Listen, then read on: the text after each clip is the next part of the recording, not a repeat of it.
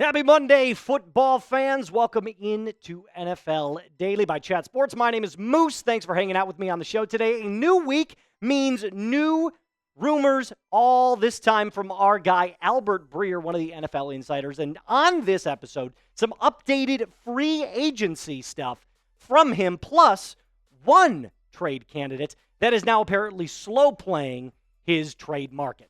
Now, before we get into those names, send this video to somebody who loves the NFL in your life. Could be a mom, dad, brother, sister, boyfriend, girlfriend, doesn't matter. If they love football, make sure you show them Chat Sports to stay up to date with all of your favorite teams. All right, so Kirk Cousins apparently now is considering slow playing his next move. There was a report that came out a couple of days ago, I think it was last Wednesday, that was saying that Kirk might fetch a third-round pick, and I said there is absolutely no chance any NFL team will trade a third-round pick for this version of Kirk Cousins. But here's the latest on what Albert Breer said about the Kirk Cousins situation. With his $10 million guarantee for 2025 vested, Kirk Cousins is now looking at potentially slow playing his next move. Rather than taking anyone's word for it, Cousins has already signaled to teams that he would likely want to wait to see what happens over draft weekend before accepting a trade. In my opinion, that's a load of BS. What's going on, according to Moose, of course, is that nobody is buying for Kirk Cousins. So the one thing you got to do to get ahead of it is say, well, hey, we're going to end up, backing up and saying, we're going to wait now to the NFL draft. But this is what Kirk's 2024 season looked like. Before he got injured with that shoulder injury, he was actually looking pretty good, and then he basically fell off a cliff. 16 touchdowns to 18 interceptions is not at all what you're looking for. Now, he did only play in 14 games, so he probably would have been really close to that 4,000-yard mark. But let's be honest. Last year, at the very end of the season, Kirk Cousins plummeted, and that's why Michael Penix was brought in to kind of, take over the entirety of the Falcons. That is now his franchise. So as I said before, nobody wants to trade for Kirk Cousins. So the whole slow playing thing, I'm not buying at all. And if somebody was to trade for Kirk Cousins, I was talking to one of our Falcons hosts here, Mr. Matthew Peterson, who was saying that there might be a conditional fifth at the high end, but realistically, you're looking at a day 3 pick, maybe in 2026, maybe not even in 2025. And I don't think Kirk's going to start next year. I think he's going to sit the bench on, a decent team and ride out into the sunset. I mean, the guy's coming off 2 major injuries, and he's getting much older. He's way too expensive to be garnering the price that he's worth, and his on-field production has taken a toll. So I want to ask you this. Would you trade for Kirk Cousins? You get to be the GM. So whatever your favorite team is, be the GM. Would you trade for Kirk Cousins? Type T for trade or P for pass. I'm going with a P on this one. If he drastically lowers his price, then maybe I'd consider bringing him on to start in a pinch. Or if I draft a rookie quarterback, maybe he gets to be the bridge for a few games before the rookie takes over. Either way, I think we've seen the last of Kirk Cousins being the franchise quarterback in the NFL. Now, coming up next, the truth about Stefon Diggs. Albert Breer also kind of delved into why Stefon Diggs remains unsigned. And I'm going to be completely honest with you.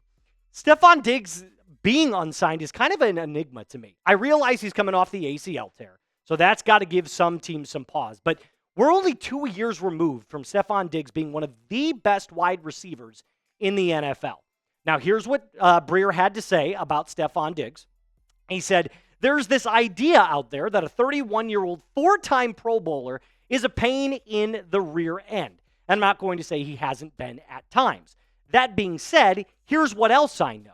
Most who've worked with him love him. Not like, love. And that's the key in this. There are a bunch of organizations, all the ones that he's previously played for, that have said the intensity and the passion to play this game is at a 10. Now, he does rub some teammates and some coaches the wrong way because he can get very vocal. And over the last 4 years, you can tell that he works his ass off to give you the best possible production. He only played in 8 games last year with that ACL injury, fine. But in 2023, 107 receptions, 108 receptions in 2022, and then in 2021, 103. So he's 100 receptions, over 1,000 yards, basically every single year, and was on track to be right around that mark again in 2024 before the injury. So, in my opinion, if he's not going to end up back in Houston, stay in Texas and go play in Dallas. They could use another wide receiver to complement CeeDee Lamb. They just got, Brandon Cooks is out of the building now, so why not? Stefon Diggs has also shown you that he's willing to take the second role. Nico Collins is the number one in Houston. It's not Stefon Diggs. So I think he's okay with his diminished role now as long as he knows I'm going to be playing for a team that has legitimate aspirations to win a Super Bowl. Now, again, is Dallas one of those teams? Probably not. But at the same time, there's a couple of pieces. They've got a franchise quarterback in Dak Prescott. They've got a solidified number one. They've got a good defense. I think injuries last year with, Dak being out for a majority of last season could be a great fit for Stefon Diggs. So having him there, I think, is a totally okay thing. Now, coming up, I'll give you my actual thoughts about why Stefon Diggs remains unsigned. But first, I want to give a major shout out to our sponsor of today's video, and that is PrizePicks. PrizePicks is the premier destination to get real money on all your sports action. It is 10 million members strong right now and growing all the time. PrizePicks invented Flex Play, which means you can still cash out even if your lineup is not perfect. You can double your money even if one of your picks doesn't hit. Now, they put their members first, with that being said, so all withdrawals are fast, safe, and secure. When my picks hit, I can get my money in as quick as 15 minutes. You can make the game way more fun with PrizePicks. Head on over and use code CLNS, and when you use that code, you get $50 instantly when you just play $5. We are in the throes of March Madness right now, and that means you can even make picks on that as well. And again, you don't even need to win to receive that $50 bonus. It's completely guaranteed. The code CLNS to get $50 instantly when you play just $5. You can win up to 1,000 times your money using PrizePicks. Again, one more time, code CLNS to get $50 instantly when you play just $5. PrizePicks, run your game. Now, here's what I actually think about the reason that Stefon Diggs is still unsigned. He's kind of a diva. But you know what? I don't mind a demanding personality in my locker room. I think given the right circumstances and around the right players, he could absolutely unify a locker room. Now, again, we've seen now that through the three teams that he's played for, the major teams that he's played for, he's kind of been run out of the city all three times. Didn't work in Buffalo. Didn't work in Minnesota. Now not working in Houston. So, to me, I look at this and I say you have to be around the players that want to have that type of leadership. And maybe that's for a team with a younger franchise quarterback, a.k.a. the New England Patriots, who I believe is the best fit for him, given all things considered. They're number one in cap space in the NFL. They've got a young rookie quarterback. They don't have a good wide receiver room.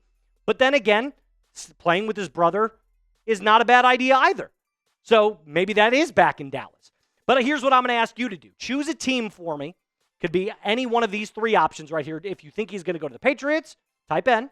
Dallas Cowboys, type D. Or another team, type O, to tell me where you think Stefon Diggs is going to play in 2025. Now on to our last rumor. It wouldn't be an NFL Daily video without a little bit of Aaron Rodgers talk, would it? So Albert Breer says that now Aaron Rodgers has thrown a new condition into the mix. He wants the next team to have a Packers-like culture. Stay with me on this, because this is just the ultimate, it's the ultimate eye roll for Aaron Rodgers. So not only is Aaron Rodgers 4 years removed from being what he once was when he was in Green Bay, which is an MVP caliber quarterback. Last year, the first half of the season, he wasn't even good. He got better as the year went on, I'll give you that. But here's what Albert Breer said about the Aaron Rodgers situation. While money is a factor in the NFL, I don't really get the idea that it will be in this particular case, talking about Rodgers, with either the New York Giants or the Steelers. At this point, my sense is that whatever Rodgers decides will come down to what he sees as the best football situation. Along those lines, I've heard Rodgers is looking for a culture such as the one in Green Bay. Do you know what the Green Bay culture is, by the way? It's drafting quarterbacks and moving on from aging quarterbacks earlier than expected. So Aaron Rodgers, when they drafted Jordan Love, was furious. Went out the year that they drafted him and won the MVP. And then he left because of that reason. He wanted to stick it. It was the ultimate middle finger to the Green Bay Packers. That is the Packers culture. Develop in the draft.